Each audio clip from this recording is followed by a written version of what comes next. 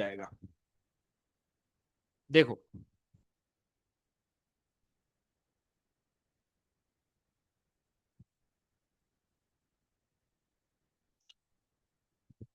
Question जो मैंने सब समझाया है वो तुम्हें हेल्प करेगा क्वेश्चन की अंडरस्टैंडिंग में। Sun Limited issued 5,000 equity shares of 10 each at par. Issue किए हैं, 5,000 क्वांटिटी है, 10 रुपए फेस वैल्यू है। इंस्टॉलमेंट की कहानी है, 2 रुपए एप्लीकेशन पे, 3 रुपए अलॉटमेंट पे, 3 रुपए फर्स्ट कॉल पे और 2 रुपए सेकेंड एंड फाइनल कॉल पे। 10 रुपए का हिसाब हो गया क्या नहीं हो गया? हो गया। परम वॉज अलॉटेड 400 शेयर्स। एक शेयर होल्डर है, उससे अलॉटमेंट हुआ है कितने शेयर्स का? 400 शेयर्स का। Give necessary journal entry for forfeiture in each of the following cases if call in arrear account is not maintained. मतलब अगर अलॉटमेंट के पैसे नहीं आएंगे तो उतने अमाउंट का अलॉटमेंट पेंडिंग है क्रेडिट होना। Yes or no? Param did not pay allotment money and his share were forfeited.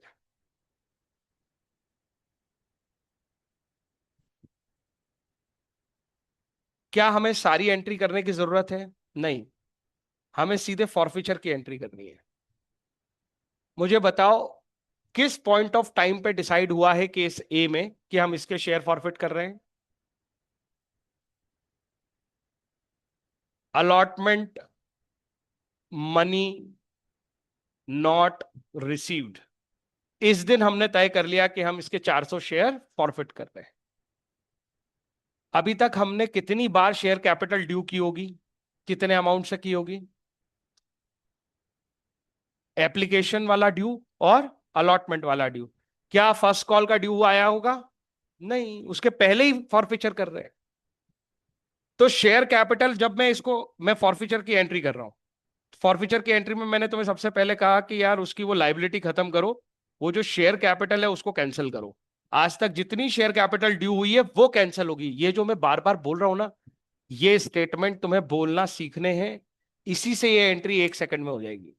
तो share capital account debit, 400 share थे, एप्लीकेशन पे कितने रुपए थे और अलॉटमेंट पे कितने रुपए थे? टोटल मिला के 5 रुपए की कैपिटल अभी तक हमने उससे डिमांड की है, उसने नहीं दिए। इमेजिन करो, परम के या परम के बिहाफ पे ये अमाउंट हम ऑलरेडी क्रेडिट कर चुके थे हमारी बुक्स में। Yes or no? आज हम उसको कैंसिल कर रहे हैं। दूसरी बात, और क्या सिखाया था मैंने? मैंने कहा था कि अगर कोई अकाउंट पेंडिंग रह जाए, कोई ना कोई कॉल इन अरियर तो होगा ना यार, बिना उसके कैसे हो जाएगा? तो या तो कॉल इन अरियर होगा। अगर call in arrear account maintain नहीं होगा तो हमें पता होगा कौन सा वाला अमाउंट ड्यू रह गया। ये ऊपर ही हमने पढ़ा ही इस बात से था कि अलॉटमेंट मनी रिसीव नहीं हुई है। मतलब आपका कौन सा अकाउंट रह गया होगा पेंडिंग अभी? सर वो डेबिट रह गया होगा कि क्रेडिट? तुम सोच के देखो, ड्यू के समय पे अलॉटमेंट डेबिट करते हो, कैपिटल क्रेडिट करते हो। रिसीव के समय पे अलॉटमेंट क्रेडिट होता है, वो हो नहीं पाया। आज खत्म कर रहे हैं उसको।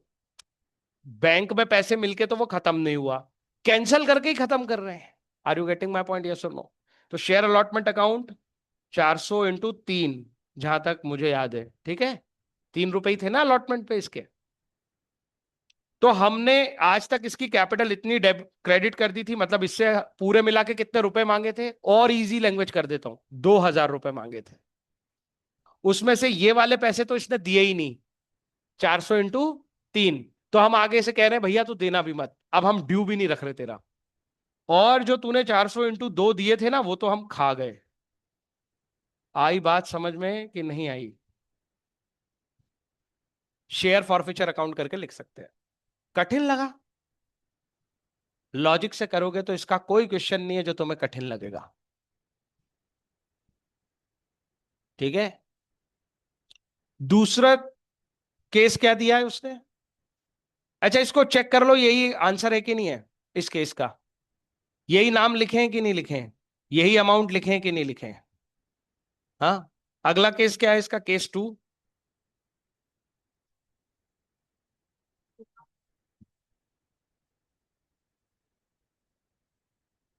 Did not pay allotment money and non payment of first call. कहानी को समझना, हम थोड़ा और पेशेंस दिखा रहे हैं। सेकंड केस में हमने कहा यार हमने इससे पहले अलॉटमेंट के पैसे मांगे, इसने नहीं दिए, फिर भी हमने फॉरफिचर नहीं किया, हमने इसको फर्स्ट कॉल भी ड्यू कर दिया, वेट किया हुआ ना इसका, इसने फिर भी नहीं दिए।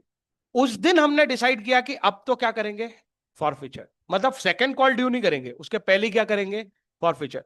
तुम मुझे बताओ अब शेयर कैपिटल कितनी कैंसिल करनी पड़ेगी? इसका जवाब क्या है? जितनी अमाउंट ड्यू की है आज तक उतनी शेयर कैपिटल कैंसिल करनी पड़ेगी। यही स्टेटमेंट तुम्हें अपने आप से बोलना है, तो ही सिली मिस्टेक से बचोगे।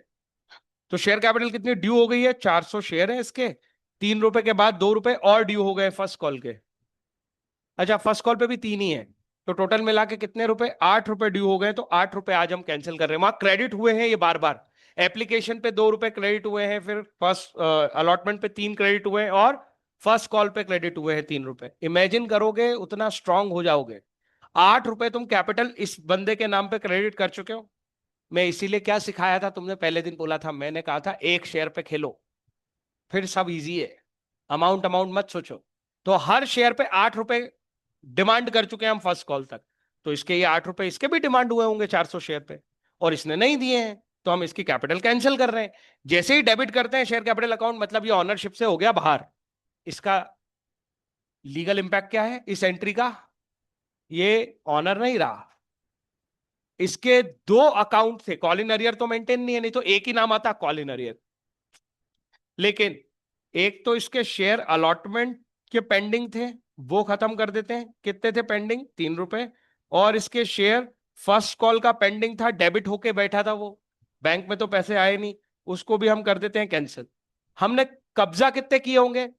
मैं इसको बैलेंसिंग से नहीं सिखाना चाहता तुम्हें, हो सकता है स्कूल में बोले कि यार जो बचे वो उसमें डाल देना। तुमको एग्जैक्ट कंसेप्ट सिखाया मैंने, पैसे खाते हैं अपन इनके। तो ये बताओ इसने आज तक अपन को कितने पैसे दिए हैं? 2 रुपए दिए हैं उसने, केवल किसके?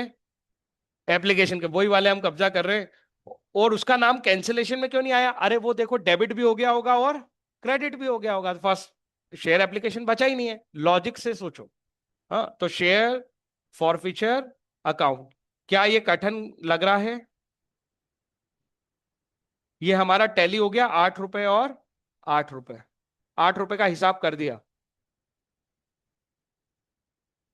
कुछ पूछना चाहते हो? समृद्धि मुझसे पूछ। हाँ, क्या पूछ रही है? जोर से पूछ, पूछ जोर से। ऐसे टाइम पास बातें कर रहे हो? चलो फिर थर्ड।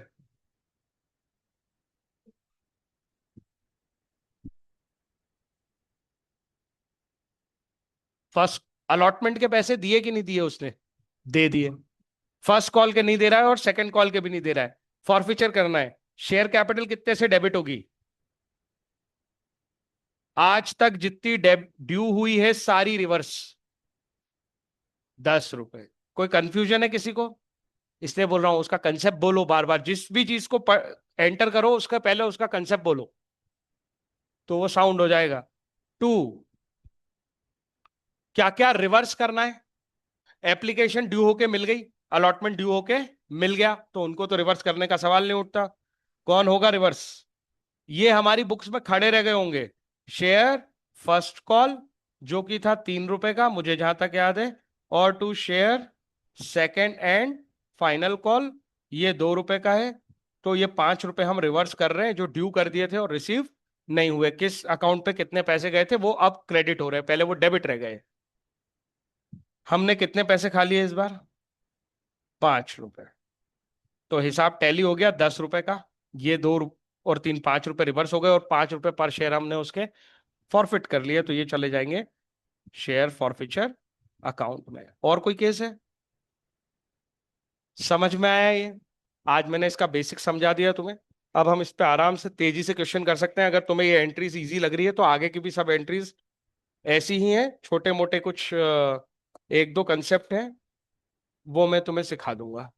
तो फॉरफिचर में मैंने कहा था कि जितना हम अभी तक पढ़ के आए हैं उस पे जिसकी कमांड है, तुम सोचो अगर उस टॉपिक पे कमांड ना हो और मैं ये सब सिखाऊं तो तुम कनेक्ट नहीं कर सकते हो।